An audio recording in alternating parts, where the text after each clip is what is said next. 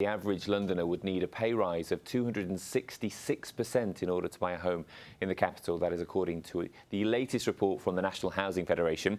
The study was released as City Hall's Housing Committee met for the very last time before the mayoral election to discuss the crisis. Dave Smith is from the Federation and is with us now. Your report marks the launch of a campaign, and this is all part of more affordable housing. What are you calling for?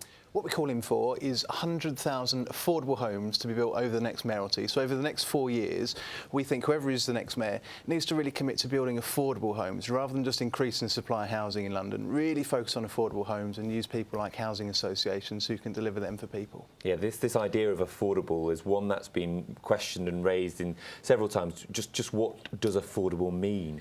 Well, the government's definition of affordable is anything less than 80% of a market rate, but housing associations and affordable housing providers actually build houses at all different levels of the market for different people. So at the lowest end or the cheapest end, you have what are called social rents.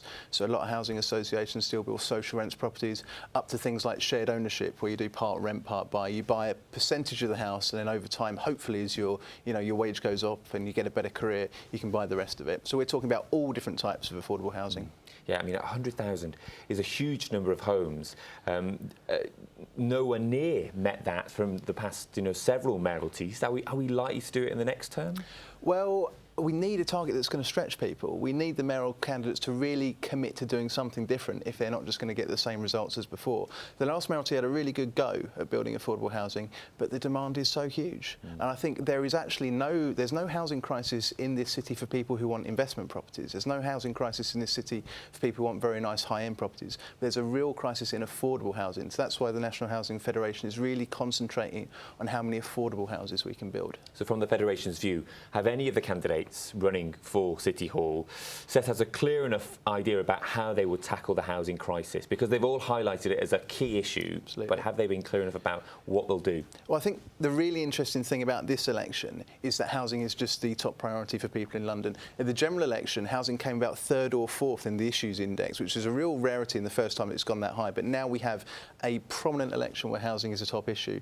None of the candidates yet, I think, have done enough to commit. A lot of them talk about the overall numbers of houses that they're going to build, about increasing supply, which is hugely important, but they need to talk about what they're going to do with land, how they're going to prioritise that for affordable house builders like housing associations, and how they're going to deliver 100,000 affordable homes. Yeah, and just on housing associations, obviously there are plans to extend the right to buy scheme. If housing associations, as it seems, buy into this, what impact might that have? Because that would suggest a fewer amounts of affordable homes.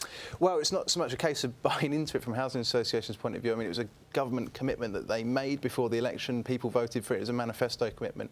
I think right to buy in some places can be a really good thing. Where you've got some estates, actually what you need is a real new mix of tenure. You need some private housing in there. But the key thing for us is making sure that we take the money from right to buy receipts and reinvest them in local communities and build new affordable housing, which is what housing associations are going to do.